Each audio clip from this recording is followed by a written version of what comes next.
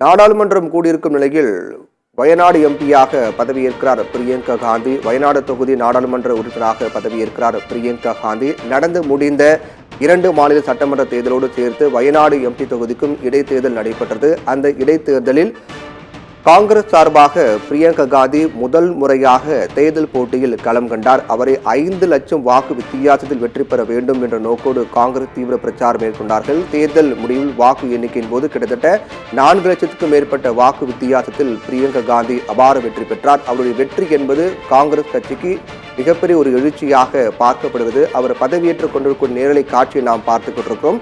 வயநாடு தொகுதி நாடாளுமன்ற உறுப்பினராக பிரியங்கா காந்தி பதவியேற்றுக் கொண்டிருக்கூடிய அந்த நேரலை காட்சியை நாம் பார்த்துக் கொண்டிருக்கும். கையில் சட்ட புத்தகத்துடன் அவர் பதவியேற்றுக் கொண்டிருக்கூடிய காட்சியை நாம் பார்த்துக் கொண்டிருக்கும். வயநாடு எம்பியாக பிரியங்கா காந்தி பதவியேற்றுக் கொண்டிருக்கிறார். இதற்கு பிறகு அவர் பதவியேற்ற பிறகு தற்போது நடைபெற்று வரக்கூடிய குளிர்கால கூட்டத்தொடரில் அவர் தொடர்ந்து பங்கேற்பார் என்று எதிர்பார்க்கப்படுகிறது. தொடர்ந்து அவருடைய செயல்பாடுகள் நாடாளுமன்றத்தில் எவ்வாறு இருக்க போகிறது, அவர் தொடர்ந்து இதற்கு முன்பாக காங்கிரஸ் கட்சி வேட்பாளர்களை ஆதரித்து பல்வேறு இடங்களில் பிரச்சாரங்களை மேற்கொண்டிருக்கிறார். அவர் பிரச்சாரத்தின் போது மிகவும் நன்றாக பேசக்கூடியவர் என்றெல்லாம் பேசப்பட்டு வந்த சூழ்நிலையில் நாடாளுமன்றத்தில் தற்போது எம்பியாக பதவியேற்ற பிறகு அவருடைய நாடாளுமன்றத்தில் அவருடைய செயல்பாடுகள் எப்படி இருக்கும் என்ற எதிர்பார்ப்பு காங்கிரஸ் தொண்டர்கள் மத்தியில் எழுந்திருக்கின்றது. வயநாடு தொகுதி நாடாளுமன்ற உறுப்பினராக பிரியங்கா காந்தி பதவியேற்றுக் கொண்டார். அவருக்கு சபாநாயகர் ஓம் பிர்லா பதவி பிரமாணம் செய்து வைத்தார்.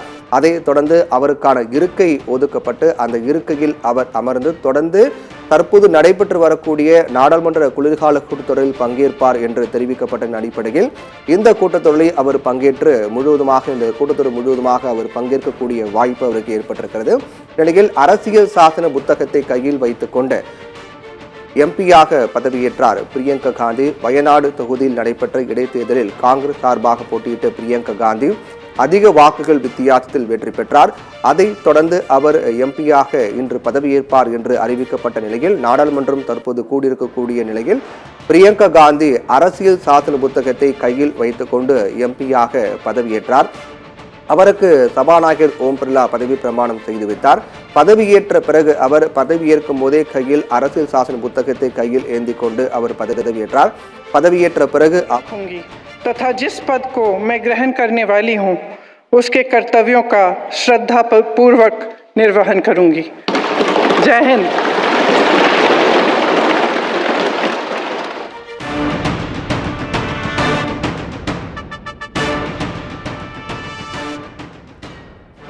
வயநாடு தொகுதி நாடாளுமன்ற உறுப்பினராக பிரியங்கா காந்தி பதவியேற்ற நேரலையை பார்த்தோம். அவர் பதவியேற்கும் போது கையில் அரசியல் சாசன புத்தகத்தை வைத்துக் கொண்டு பதவியேற்றார். அதற்கு பிறகு அது தொடர்பான கோப்புகளில் அவர் கையெழுத்திடுகிறார். அதற்கு பிறகு அவருக்கான இருக்கைகள் ஒதுக்கப்பட்டு இந்த கூட்டத்தொடரில் அவர் பங்கேற்க இருக்கிறார். அவருடைய செயல்பாடுகள் எந்த அளவுக்கு இருக்க போகின்றது எதிர்பார்ப்பு ஒட்டுமொத்த தரப்பு மத்தியிலும் எழுந்திருக்கின்றது.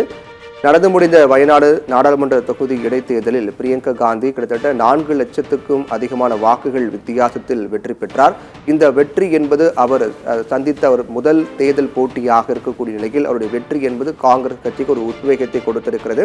இந்நிலையில் அவர் இன்று தற்போது எம்பியாக பதவியேற்று அவருக்கான இருக்கை ஒதுக்கப்பட்டிருக்கிறது. தொடர்ந்து அவர் தற்போது நடைபெற்று வரக்கூடிய கூட்டத்தொடரில் பங்கேற்க இருக்கிறார்.